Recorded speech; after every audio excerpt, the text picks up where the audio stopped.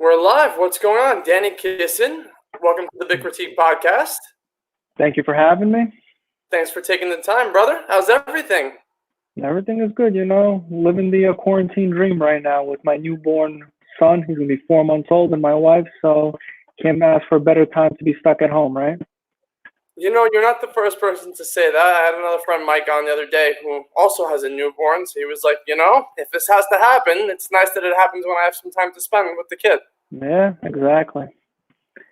So let's talk business. So you are a realtor at Remax? I am a realtor with Remax. I'm licensed in both New York and New Jersey, and I've been doing this for about 8 years now. Awesome, man. 8 years. Wow, that's quite the time. So I'm sure you've experienced a decent amount. Yeah, there's been ups and downs in the market. I started out in New York, started out in Brooklyn, moved into the city. That's actually how I met Mike Rockman. We both worked for Caliber Associates for quite some time. Just like most people, got really sick of the city. Didn't want to deal with it anymore. So moved to New Jersey market, partnered up with my best friend Eric Futterman, who was with Remax. And we've been going on. I've been there for about 2 years now. Market is great. Not to say in the past 2 weeks it's changed a little bit, but as everybody else's jobs have changed. But hopefully when this all blows over, we're going to be back in full stream, and we'll be at the peak of the market where it's spring, summertime, and hopefully it trickles down into the fall and winter as well. So you are definitely, it seems like you're an advocate for everything to pretty much bounce back to the way that it was. I'm an optimist, let's say that. Let's begin with that. But at the same time, this has not happened in our history, as we can call it. There was a market crash back in 2008, but that was a completely different animal. It was the fault of the banks. As I've spoken to multiple mortgage lenders that I work with closely that are great guys, that are very knowledgeable in the market. And they told me that even themselves, they can't forecast, no matter who they spoke to, no matter what models they looked at. It's very difficult to forecast what's going to happen after this all blows over, because it's never happened in history before to us. But at the same token, if you look at it, where if people start getting back into the groove of things, getting their jobs back, working, housing, people need to live somewhere. So no matter what, at the end of the day, one way or the other, whether it's a short-term rental or a purchase, there's going to be movement in the market. And just jumping ahead a little bit, I ran some numbers before we jumped on this call. And in the past week, we're already into week 3 of this all happening in the tri-state area. Week 3 or week 4, something like that. Week 3, week 4. So just to give you an idea, in Jersey markets, so in Monmouth and Ocean County, those are 2 counties that are within one MLS. So in Jersey, it's broken up into multiple MLSs, depending on the county. I just chose those 2. I'm sorry? I just need to ask you one thing. I'd just like to be specific. Explain real quick what an MLS is for those people who might not know. So an MLS is a central database system that us realtors use, that it's almost like a CRM system, but it's for our end, where listings get syndicated to. Those listings get put into the MLSs, then they go out to all of the Zillow realtor websites, and that's where the consumers, the end users, get to see them live. But we use a more in-depth system that we can run reports, track recent sales, what sold, what didn't sold, the absorption rates, things like that. So just figures. So those 2 MLS, that one MLS, which encumbers 2 counties, which is Monmouth and Ocean, that takes up a pretty big chunk of central Jersey. In the past week alone, there's been 475 new listings that came to the market, which is a little bit slower than the year before during the springtime, but still for a week, 475 new listings to come to the market in this time is still a great number. There has been even more closings, 655 closed residential units alone in the past week. And just in the week alone, 655 closed, sold. Wow. So, last week. Yeah. So, there is a flip side to this. A lot of these deals could have been happening a month ago, a month and a half ago, so they trickled into it. But the fact that people are still listing their homes just goes to show that there are motivated sellers and potentially motivated buyers for this market. Yeah, I think to perpetuate what you're saying of being optimistic about the future of our country as an economy, I think there will always be people that need to buy things and people that have things to sell, and that's just the way it's going to work, whether or not we are in the midst of a virus. So I don't know if you saw that I was talking to Mike Rockman about this yesterday, and he was saying that he really couldn't see very clearly how people could really buy things. Like, he didn't see buying a house via like a virtual tour turning into like a thing. And then I was like, but you know what, though, not for nothing, anything can become a thing if we let it become a thing. So if for whatever crazy reason or unfortunate reason we have to stay quarantined for a little while longer to keep the weight off of our healthcare system, I think what you're saying will continue to hold true. I think that people will inevitably buy via virtual tours because they need places to live, or because business has to, pursue, and it has to continue. Everybody needs to eat. Money's got to keep circulating, right? Yeah, I mean, listen, we could compare it to online shopping for clothing. When it first came out, many people were turning it away because they didn't have the opportunity to try it on and return it right then and there or not purchase it. But then Amazon goes and revolutionizes the market where you don't even pay for an item until you try it. And if you don't like it, you return it. But if you keep it, then they charge you. But on the flip side of things, a house is a little bit different than clothing. I've been speaking to a lot of my clients, my buyers. I'm working with a handful of buyers at the moment. And, half of them are scared to go out. They don't want to risk it. The other half of them are willing to go out. And some of these listings that are live at the moment, the only way for us to actually see the property is via virtual tour. And, I sent them the links. They took the virtual tour. They looked at the pictures, the description. But at the end of the day, I want to say a huge percentage. I don't know what the percentage is because maybe this will evolve, but people do not want to buy at the moment, maybe because it's so new, a property without actually stepping foot into it. So another aspect of the story is that whenever I take out my clients and we're looking at properties, let's say we go out day one, we'll take a look at about 3 to 5 properties. Most of the time when I get a feedback and it's a positive feedback, it's when the person steps foot into the house and they can envision themselves living there. They feel like it's already home to them and they fall in love with it. That's a different story than somebody actually looking for it online, because you're never going to get that feeling, that true feeling of a property. But who knows, maybe the future will change all of that. And then, virtual reality goggles, everybody's going to have a pair at home and you're going to be able to do a virtual tour via virtual reality. Yeah, I love the fact that you're so open to the possibilities that this, I don't want to say could, everything will evolve us as human beings, but there's a good chance that this could perpetuate evolution of sales, like for the real estate business. So now we're talking about the real estate business. I want to get into, a lot of people have shown a lot of interest in general in flipping houses. I know I've come to you personally and said, hey, can you educate me on how this works? Now, I'm not even going to talk recession. I'm going to, because we don't know, because the market could very well just bounce back and everything could be hunky-dory, right? So how does flipping houses, or just buying and selling, however you would like to call that, how does it work? And how would you explain the biggest challenges you found in it? And can you really do it for free? Because I know some people have made claims that you could do it for free. Is there nonsense in that? What do you think? All right, so I'm going to take a step back to what you were saying, that we're not even going to touch upon this being at the time that we're in. To be honest with you, because we are only a few weeks into this virus and this pandemic, we have not felt the decline in pricing as of right now on any types of properties. This can happen in the weeks, months to come. There's a bunch of variables that can take place. Interest rates, supply and demand, and all of that. So we have not felt that yet in the market, but that's not to say it's not going to come.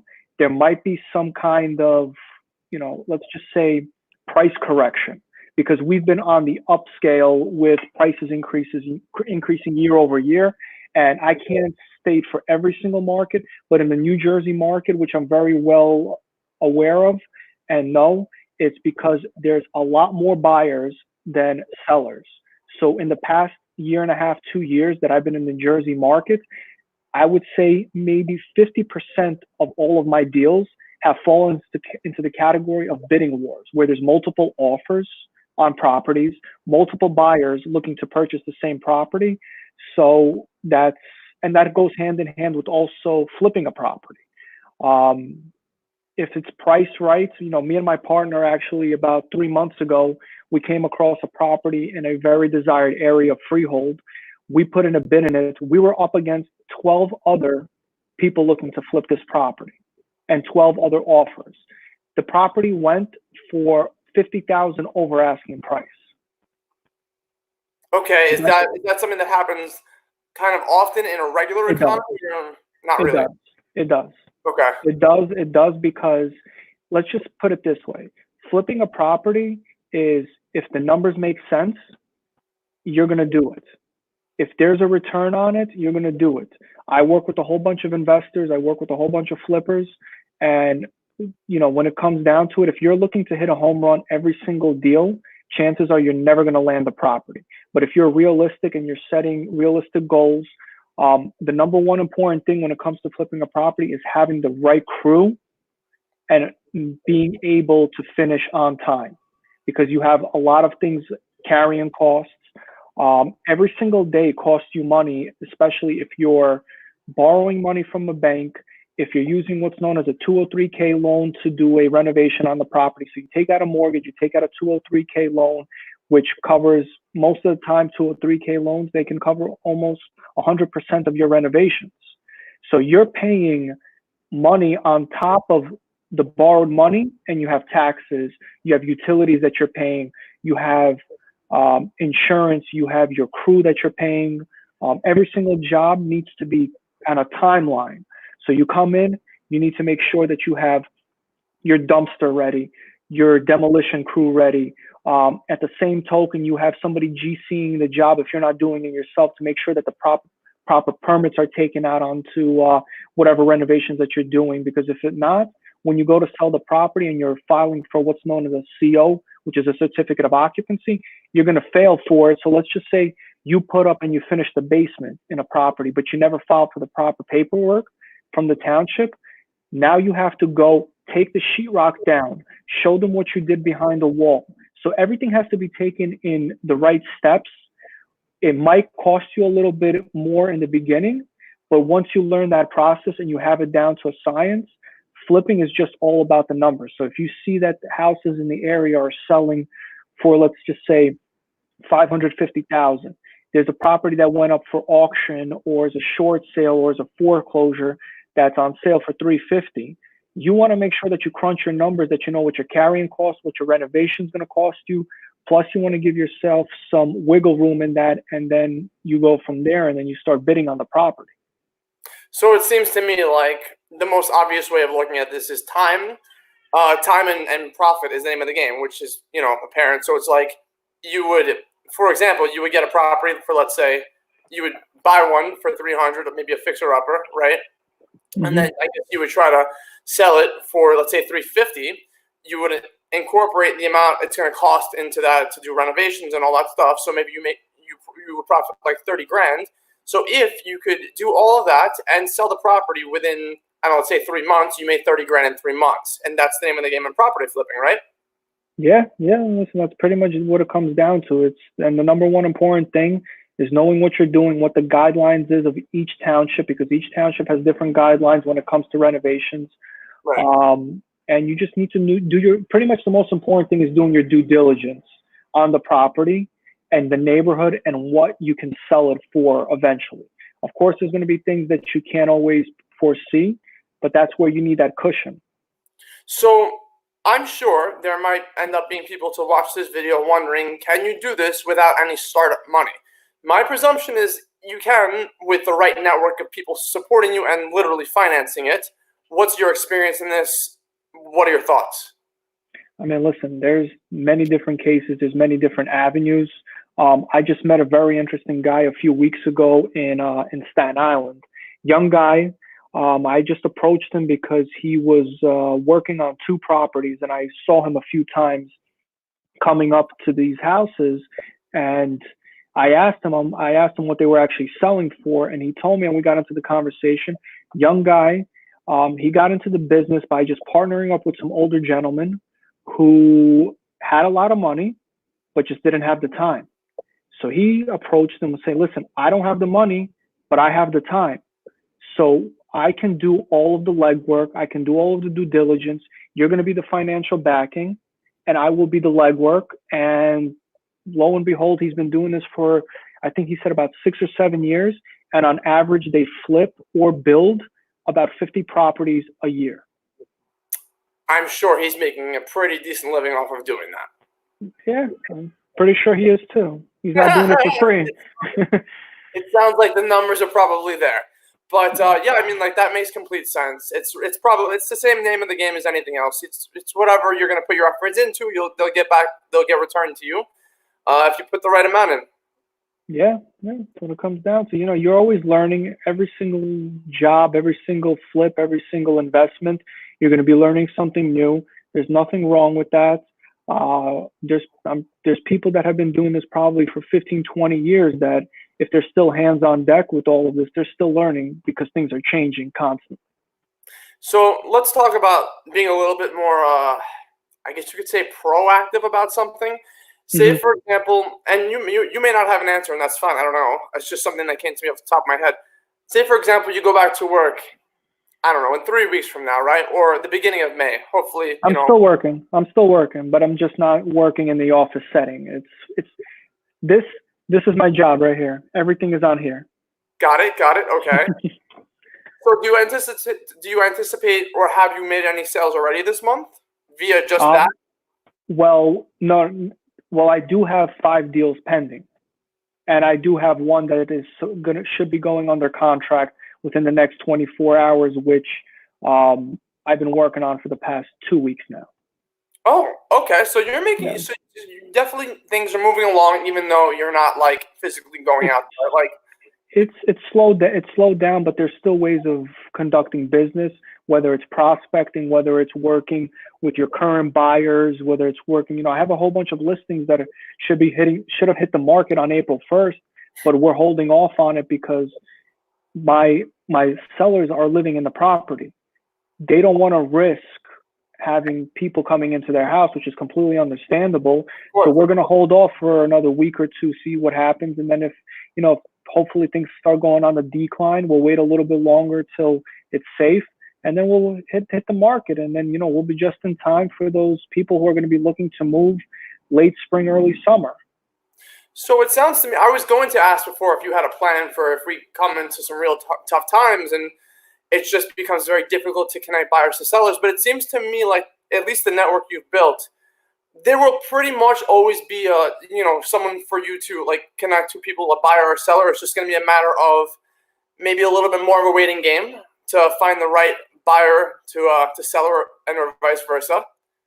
That's sort of how it comes off to me. That's how it always is. It's always about, you could have a house sitting on the market for 20 days, have 50 showings and not one offer, but it always takes that one person who falls in love with it and can see themselves living in it that makes the deal happen. So not every house is for every single buyer. It's just connecting those two. It's like a matchmaker, I guess you can call it. It's all about time. I'm listening. Yeah. It's all about time, and doing the proper marketing helps, of course. A network. There's been times where I had, buyers who we've been working with for 6 months, and then all of a sudden we have a listing that's coming up, and that buyer who's been looking with us for 6 months, this house would be the perfect opportunity for them. So we let them see it as soon as it hits the market. If they like it, they're the first offer right away. Sometimes it even happens before it even hits the market. That's awesome. So I know you have to run. So this is probably my last major question. If you had to be a little introspective on yourself, and go back to like present Danny, go to have a conversation with Danny when he first started flipping houses, is there any advice you'd give yourself to try to save yourself from any headaches or whatever to like the first time you did this? There's many things that I would tell myself, again, I'm going to go back to the most important thing about doing that is, so I'm not even going to take it in a different perspective. Sure. Majority of the people who flip properties have some type of experience in construction, whether they own a company, whether they do it by themselves, or they're very handy. Okay. So when you have, like, let's say, put yourself into the shoes, you owned a contracting company where you were hired to do work on people's houses, whether it's kitchen work, bathroom work, or you did the whole spectrum of it, but then you also had GCs that worked under you, subcontractors that you built a team of, right? So you come in as a general contractor, you got employees that are working for you. You would have a bigger profit margin than somebody like myself who doesn't have a GC license, who doesn't do this on a daily basis, who actually has to hire a crew. So what we actually did before me and my partner started actually flipping properties is that we actually looked for a crew. We built a crew of contractors. We found suppliers. We found materials. We did all of that work beforehand. Before we even got into our first project, we shopped around for kitchen cabinets, for bathroom cabinets, for sinks, for anything and everything that we possibly could have shopped around for. Pool guys, landscaping, all of that. And we got multiple quotes. So we always knew who we were going to go to, but at the same time, while we were doing the flip, certain things that came up that we weren't expecting, but we were ready for them because we already had the team built. So anybody who's looking to get into flipping properties, doing any type of work, before you even get into it, build a crew. Whether it's just calling up contractors, getting some pricing, what they charge, if they charge per day, if they charge per job, just doing the due diligence and the research. Because if you purchase a property, say next week, and you had no crew, you'd be wasting a whole month of that house sitting there, not collecting, paying mortgage, paying insurance, paying property tax, all of that being money wasted while you're doing research. So that's the number one advice that I would give to anybody looking to get into this. That makes a lot of sense. I was just having a conversation with a friend, and almost for any business idea or really any idea, what I like to do now is I call it whiteboarding. I'll go to any blank canvas and I'll like write out the challenge, and then I'll write out the possible solutions, and then you write a flow of like even just like square boxes of how, like, step by step of how you would do it. And it seems like something like that would probably be really helpful here, because if you sat down like wanting to flip a house and like wrote down like, all right, well, step by step, this is how I foresee this going, and then did a little more due diligence, you might be able to save yourself a lot of headache. Yeah, 100%. If you do the due diligence beforehand, you do your research, you build a team, every single day costs you money, and you don't want to waste a single day when it comes to flipping a property. So I was going to say, do you prefer that versus just being a realtor and selling houses? But I guess it all goes hand in hand because you're selling the house, so it doesn't make a difference. It's all one process. It's different because me being a realtor, I am doing the job of finding the houses for my clients. Oh, okay. Putting together a deal, negotiating the deal, making sure that it goes from start to finish, working the whole process of, writing up the offer, getting the offer accepted, going through attorney review, getting it under contract, doing inspection negotiation as well, because that comes into play. Staying on top of the lender, making sure that all the proper documents are getting submitted. That's a whole different beast, even though it's within the realm of real estate. Flipping a property is a little bit different. When you're flipping a property, there's a whole nother slew of issues that can arise with different solutions. So, I love doing both. If I could flip more properties per year, I would definitely get into it. It's just in the past, say, 5, 6 months, it's been very hard to find a property because of those multiple bid situations.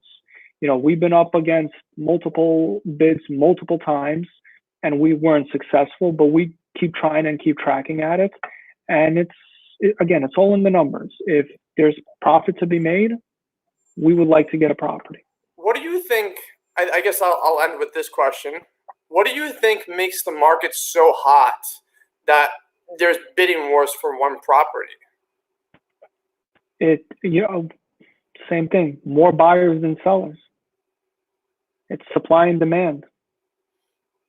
I guess it's an easy answer. I was wondering if there's any exterior underlying reason that people may not have thought of, but that sounds pretty basic, but it makes sense. Yeah, I'm sure there's more in-depth answers to it, but the bottom line answer is that when you have multiple people that want the same home, that's going to happen. Yeah, you're going to have multiple offers on the property, and it's not always the highest and best offer, the highest price that wins the bid. It's about the terms, so there's a lot of ways of going about it to make a deal happen, and it's not always trying to put the most money in front of the seller's face that will make the deal happen. Okay, that's something I wouldn't have thought about at all, actually. Yeah. So just an example, and just to clarify that, if you were to purchase a property, say me and you we were interested in the same exact property, right? Yeah. I had a house to sell. My house hasn't even hit the market yet. You, on the other hand, have nothing to sell. You're looking to buy. This house is worth $500,000. I come in and I say, you know what? Because I know this is a hot neighborhood. This house is beautiful. I could see myself living in it. It needs minimal work. My wife fell in love with it. I could see me raising my kid here. We're going to give you $515 or $520 for it. But my contingency is that I have to sell my other property before I purchase yours. I haven't even listed my house on the market yet. You come in, you fall in love with this house.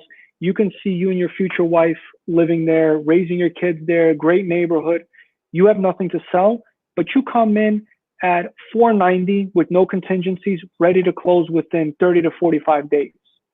The seller also needs to move, but they need to move out of state, and they don't need to purchase anything because they're going to rent, but they have a time frame because they're starting a new job in a different state. The seller most likely will go with your offer because there's a greater possibility of them closing on your transaction versus mine, because if my house doesn't sell, I can rip up the contract, walk away with it and not lose anything. But now the seller is stuck with the house, and then they're not even in the state anymore because they already started working a new job in a different state. And now they're stuck paying a mortgage and a rent or two mortgages. Wow. Yeah. It can get a little tricky, huh? Yeah, that's why, having a good realtor on your side it means a lot. And I've also built a team of attorneys, appraisers, inspectors, all the contractors. So anything from A to Z that any of my clients need, I'm always there. I have clients calling me from a year ago saying that, listen, this happened in my house. Can you recommend somebody? I have about 4 or 5 different guys for each problem that they may have. That's fantastic, man. Yeah. So listen, we're going to wrap things up. I know you need to go. Are there any shout outs you want to make? Do you want to tell people how they can get in contact with you? Should they want to buy, sell, or flip a property with you, something like that? Yeah, of course. So you can reach me on my cell phone. My cell is 347-385-1652. Or you can shoot me an email. Very simple. My last name, first name is KISINDANNY@gmail.com. And I'm also licensed, just so you guys know, New York and New Jersey. So any questions that you may have, feel free to reach out. Danny, thank you so much for your time, man. Really, really appreciate you coming and talking about this. It's definitely something I've wanted to do for a little while now. And now that we all have some time, I figured I would hit you up. Awesome, man. I really appreciate it. Stay healthy. All the best to the wife and the kid. God bless. We'll talk soon, brother. Thank you. Sounds good, man. Have a good one. Take care. Bye.